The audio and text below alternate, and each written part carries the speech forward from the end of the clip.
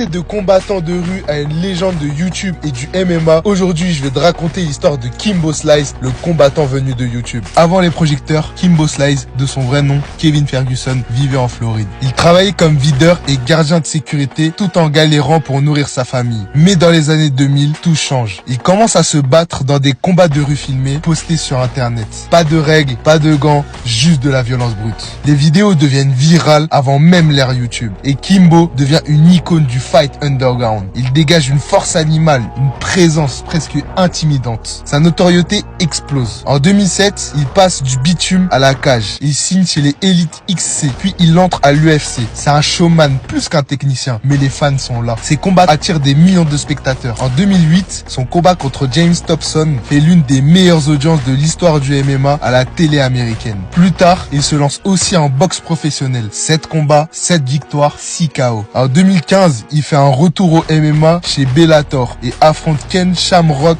puis Dada 5000 dans un combat aussi attendu que chaotique. Mais derrière les muscles, le corps lâche. En 2016, il meurt d'une insuffisance cardiaque à seulement 42 ans. Il attendait une greffe de cœur. Kimbo Slice n'était pas le plus technique. Il avait ce que personne ne peut enseigner, une aura. Il est passé de la rue aux lumières et restera à jamais une légende du combat brut.